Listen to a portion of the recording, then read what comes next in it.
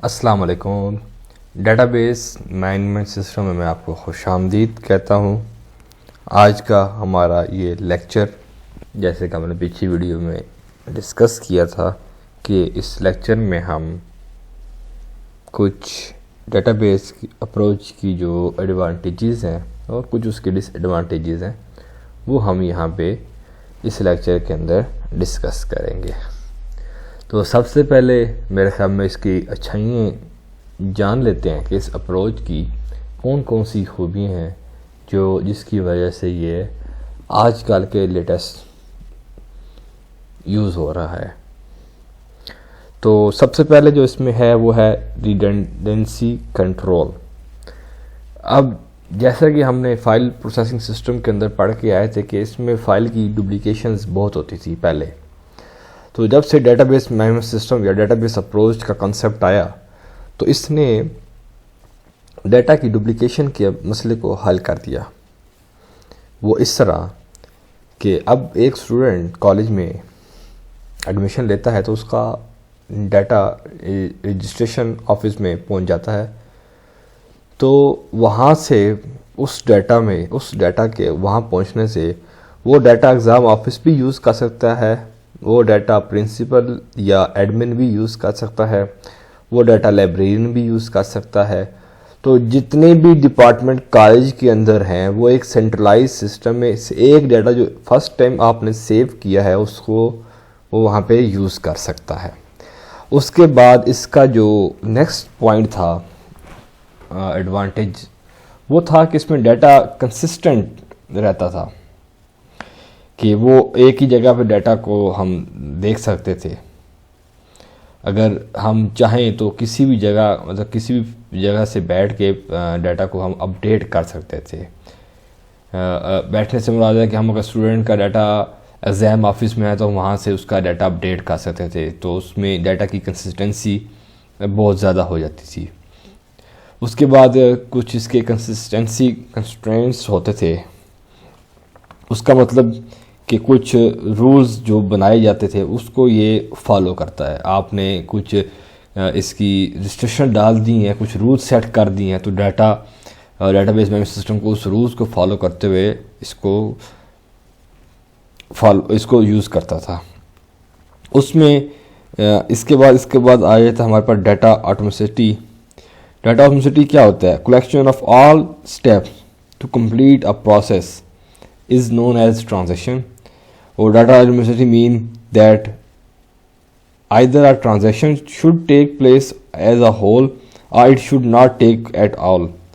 कि इसमें क्या होता था कि डाटा का जब आपने एक क्यूरी को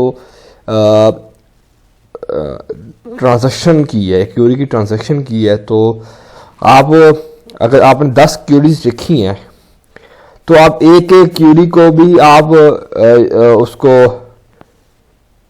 एग्जीक्यूट कर सकते हैं और आप जो आपने पूरी डेटाबेस डिज़ाइन कर लिया, पूरी क्यूरीज लिख ली हैं डेटाबेसेस की, आप उसको भी एग्जीक्यूट कर सकते हैं। तो इसमें ये आपको बेनिफिट था कि आप एक एक करके भी कर सकते हैं और एज अ होल भी इसको कर सकते हैं। उसके बाद डाटा की इसमें सिक्योरिटी बहुत ज़्यादा होती है कि इसमें डिफरेंट अकाउंट्स बन जाते हैं यूज़र्स के। जब हम यूज़र की टाइप आखिरी लेक्चर में पढ़ेंगे तो आपको आइडिया हो जाएगा कि अब यूज़र्स में ऐसी होती थी कि अब स्टूडेंट एज अ यूज़र अपनी डाटा को लॉगिन तो कर सकता है पर वो उसको एडिट अपडेट या डिलीट नहीं कर सकता था। तो डाटा सिक्योरिटी इसकी अंदर बहुत ज़्यादा इसकी एक बहुत बड़ी खूबी है डेटाबेस मैनेजमेंट सिस्टम की। उसके बाद इसमें था कि इसने डेवलपमेंट टाइम को कम कर दिया। जो भी नए सिस्टम बन रहे हैं तो वो एक डेटाबेस विद इन 1 आवर किसी भी लेवल के आप डेटाबेस को आप क्रिएट कर लेते हैं। उसके बाद इसमें रिपोर्टिंग को और आसान कर दिया। वो इस तरह कि डाटा अगर आपके पास पूरा डाटा आपके पास सेव है तो आप किसी को टेबल को आपस में दो टेबल्स को जो अब टेबल स्टूडेंट का है और टीचर का टेबल है आपके पास, तो अब बड़ी इजीली आप स्टूडेंट के टेबल के साथ टीचर को एलोकेट कर के एक रिपोर्ट जनरेट कर सकते हो कि ये टीचर इन स्टूडेंट्स को पढ़ाएगा या इन क्लासेस को पढ़ाएगा, क्योंकि आपके पास डाटा जो बैकएंड पे सेंट्रलाइज सिस्टम पे सेव हुआ है। तो वहाँ से आप डिफरेंट क्यूरीज को परफॉर्म करके व्यूज़ बना के डिफरेंट थ्योरीज को एप्लीकेबल करके आप डिफरेंट रिपोर्टिंग इसमें बना लेते थे। उसके बाद इसमें आ जाता है वो है डाटा शेयरिंग, कि आप अगर एक सेंटर सिस्टम डेटाबेस को आपने इंस्टॉल कर लिया, वहाँ पर डेटाबेस बना लिया, तो आप डिफरेंट सिस्टम के थ्रू आप उस डेटाबेस को एक्सेस कर लेते हैं। जिस तरह आपने बड़े बड़े कैश एंड कैरी में देखा होगा 10 system at a time billing बना रहे होते हैं, उसमें क्या कहते हैं डाटा शेयर हो रहा होता है, डेटाबेस शेयर हो रही होती थी रन टाइम के ऊपर।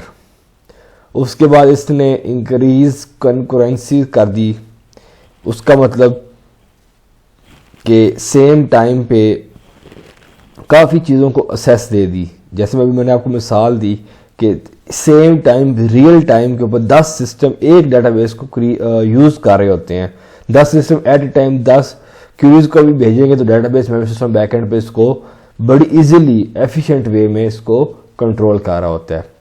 उसके बाद इसने बैकअप और रिकवरी को बहुत इम्प्रूव किया। आप किसी वक्त भी बैकअप ले सकते हैं, डाटा आपका लॉस हो गया तो आप रिकवरी से डाटा को दोबारा उसी हालत में वापस जहाँ पे आप लास्ट बैकअप लिया था वहाँ पे रिट्रीव डाटा को कर लेते हैं। उसके बाद डाटा इंडिपेंडेंस हो जाता है, डाटा की फैसिलिटी जो है डाटा इंडिपेंडेंस की वो बढ़ जाती है, जिसमें एप्लीकेशन प्रोग्राम जो है ना वो डाटा को सेपरेटली जो है ना वो अलोकेट करता है डिफरेंट मिसाल के तौर पे 2 डेटाबेसेस डिफरेंट हैं तो वो डिफरेंट डेटाबेस को एट अ टाइम कंट्रोल कर रहा था डिफरेंट ट्रांजेक्शन में। ऐसा नहीं होता कि अगर आपने एक क्यूरी को स्कूल के कॉलेज के डेटाबेस को लिए कॉल किया है तो डेटाबेस मेमोरी सिस्टम उसको किसी और क्यूरी डेटाबेस में इंसर्ट कर दे, तो बैकएंड पे इसकी इतनी स्ट्रॉन्ग इंडिपेंडेंस है डाटा की। उसके बाद हमारे पास कुछ डिसएडवांटेजेस भी हैं। जाहिर बात है कोई चीज़ कभी परफेक्ट नहीं होती, उसके अंदर फ्लॉज ज़रूर रहते हैं ताकि वो उसको हम इम्प्रूव कर सकें, आने वाले दिनों में इससे बेहतर से बेहतर चलते जाएं। तो कुछ डिसएडवांटेजेस भी हैं डेटाबेस अप्रोच की, जिसमें सबसे पहले यह है कि ये हाई कास्ट है। हाई कास्ट क्यों है कि अगर आपने प्रोफेशनल लेवल का एसक्यूएल सर्वर जो कि हमारा डेटाबेस मैनेजमेंट सिस्टम का एक सॉफ्टवेयर है उसको हमने अगर परचेज़ करना है तो उसकी बहुत कॉस्ट है अगर आपने ऑफिशियली जाके उसको परचेज़ करना है। अगेन सिस्टम तो बहुत अच्छा है, जाहिर बात है वो महंगा भी है, फ्री भी यूज़ हो रहा है पर आप इसको कमर्शियली फ्री में यूज़ नहीं कर सकते। उसके बाद आपके पास इसकी कॉस्ट जो है हार्डवेयर की वो ज़्यादा है। किसी भी ऑर्गेनाइजेशन का जो सर्वर होता है जिसमें आप सेंट्रलाइज सिस्टम डेटाबेस बनाते हैं तो उसका हार्डवेयर आपको बहुत अच्छा लेना पड़ता है। उसकी वजह ये होती है कि जब आपका हार्डवेयर अच्छा होगा तभी आपका काम एफिशिएंट होगा। उसके बाद हम इसमें आ जाता है कि इसमें प्रोग्रामिंग की बहुत कॉस्ट है। प्रोग्रामिंग से मुराद है कि जो डेटाबेस डिज़ाइनर होते हैं उनकी बहुत ज़्यादा हाईली सैलरीज होती हैं, या वो कोई भी एक काम करने का या एक डेटाबेस क्रिएट करवाने का आपको काफ़ी चार्ज कर रहे होते हैं। उसके बाद इसमें कन्वर्जन कॉस्ट बहुत ज़्यादा है। जो सिस्टम मैनुअल चल रहे हैं फाइल सिस्टम पे, जब वो इस सिस्टम पे आएंगे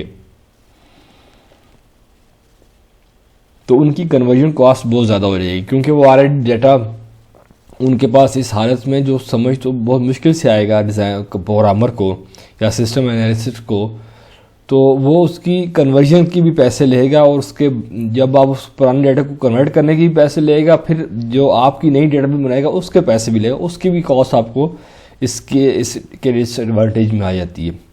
उसके बाद है कि एक ड्रॉबैक जो बहुत बड़ा भी है, बट अगर आप उसको एफिशिएंट मिले तो वो उसके चांसेस भी कम होते हैं, बट पॉइंट तो है वो है कि फेलियर का चांस है।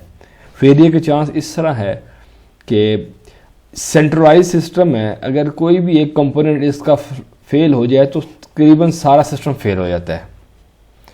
तो ये इसकी एक और डिसएडवांटेजेस है।